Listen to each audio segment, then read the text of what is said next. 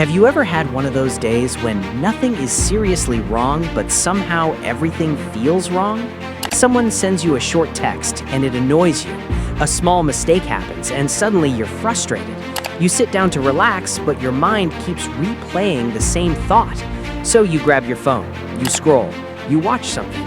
You tell yourself, I'll feel better in a little while. But 20 minutes later, you're still in the same mood. And here's the frustrating part. Sometimes you don't even know why you feel this way. The good news is that you don't always have to wait for your mood to change on its own. Your emotional state is influenced by what your body is doing, what your attention is processing, and where your mind is directing its focus. That means a small change in input can sometimes create a surprisingly fast change in how you feel. Today, I'm going to show you 3 simple habits you can use when a bad mood hits. They don't require a complicated routine, they don't require hours of meditation, and the third one may sound completely backwards when you're already feeling terrible. Let's start with the one that changes the conversation between your body and your brain. Habit 1. The 60-second movement burst. When you're in a bad mood, notice what your body naturally does. Your shoulders may tighten. Your movements become slower. You sit in the same position. You stare at the same screen. And without realizing it, your physical state starts matching your emotional state. That's where the first habit comes in. Move for 60 seconds. Not an hour-long workout, not a complicated exercise routine, just 1 minute of deliberate movement. Stand up. Walk quickly around the room. Do some jumping jacks. Climb a few stairs. Dance. Shake out your arms. Whatever movement feels safe and appropriate for you. The goal isn't to become exhausted. The goal is to change your physical state. Physical activity increases circulation and changes the signals traveling between your body and brain. Physical activity is also associated with changes in neurotransmitters and other biological systems involved in mood regulation. And there's something psychologically important happening too. You're no longer sitting inside the exact physical state that accompanied the negative thought. You're creating a new input. Think about it. If you're sitting on your bed replaying an irritating conversation, your attention is trapped in the same loop. But when you stand up and move, you're giving your brain something else to process. Your breathing changes, your muscles activate, your surroundings begin moving, your attention shifts. And that can create enough interruption to prevent a temporary bad mood from turning into an entire bad afternoon. So next time you notice your mood dropping, don't immediately reach for your phone. Stand up first. Give yourself 60 seconds. Because sometimes the fastest way to change what your mind is doing is to change what your body is doing. But what if you're somewhere you can't move? What if you're sitting in class, at work, on a bus, or simply don't feel like exercising? That's where habit number 2 becomes useful. Habit number 2, the sensory pattern interrupt. A bad mood doesn't always come from what's happening around you. Sometimes it comes from what's happening inside your head. You replay something someone said. You imagine what might happen tomorrow. You criticize yourself for a mistake. Then you replay the thought again and again and again. The more attention you give the thought, the more real and important it can feel. This is where the second habit comes in. Interrupt the loop with your senses. Instead of trying to argue with the thought, deliberately focus on something happening in the present moment. Look around and notice 5 things you can see. Listen carefully for the quietest sound around you. Notice the temperature of the air. Take a slow breath and pay attention to the sensation. Hold something with an interesting texture. Smell something pleasant. Taste a strong mint. The specific sensation isn't the magic part. The important part is that you're deliberately moving your attention from internal rumination toward present moment sensory information.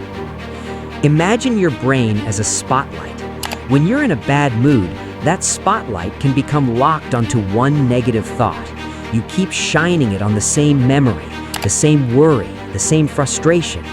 A sensory interrupt doesn't necessarily solve the original problem. Instead, it gives your attention somewhere else to go. And sometimes that's exactly what you need. Try this the next time your thoughts start spiraling.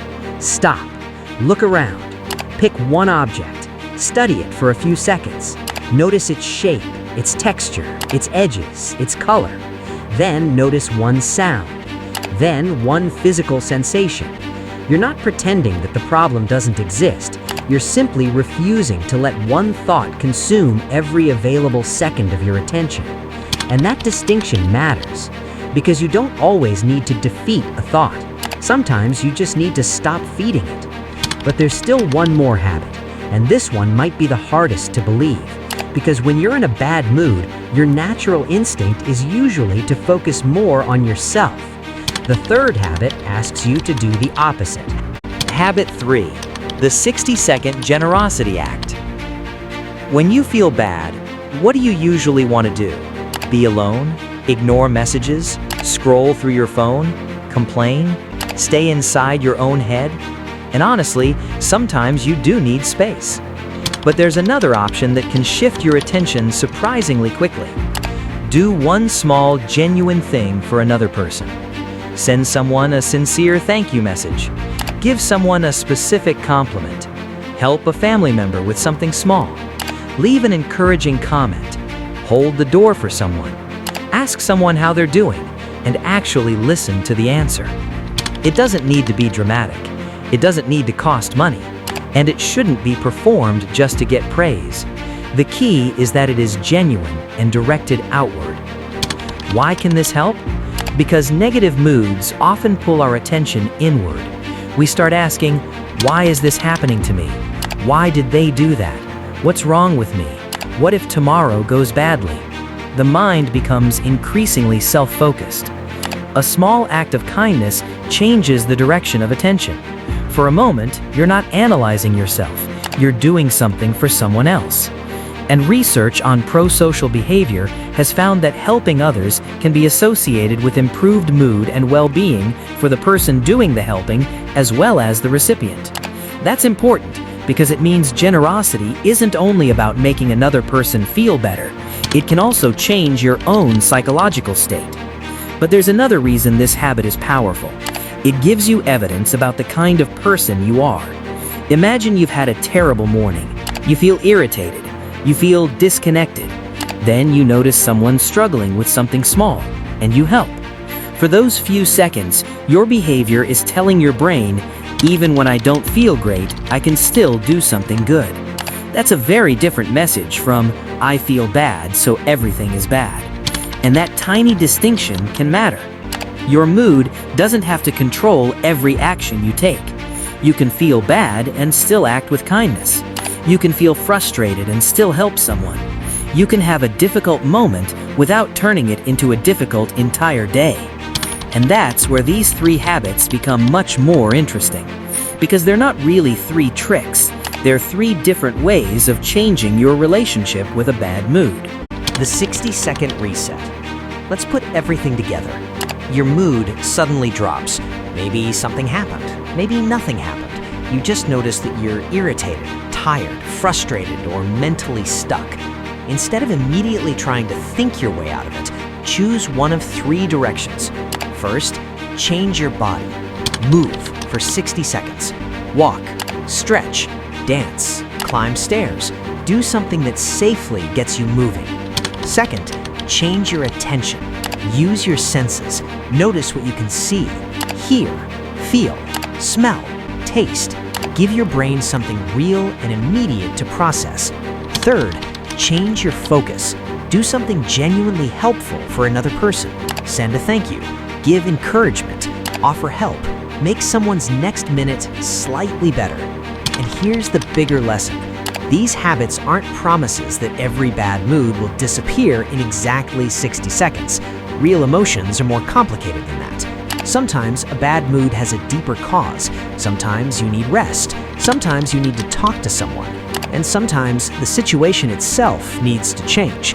But when you're dealing with an ordinary moment of frustration, irritation, overthinking, or emotional heaviness, you don't necessarily have to sit there waiting helplessly for it to disappear. You can introduce a new input, change your body, change your attention, or change your focus towards someone else.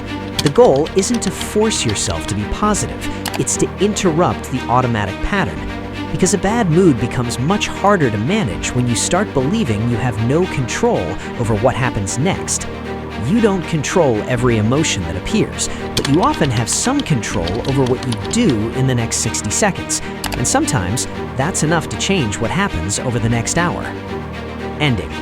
The next time a bad mood hits, remember 3 words: move, notice, give. Move your body for a minute. Notice something real around you. Give someone a small act of genuine kindness. You don't have to pretend you're happy.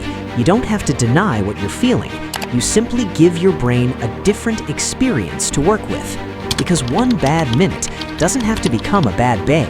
And sometimes the smallest action you take in the next 60 seconds can change the direction of everything that comes after. If you found this useful, like the video, subscribe, and share it with someone who could use a quick reset today.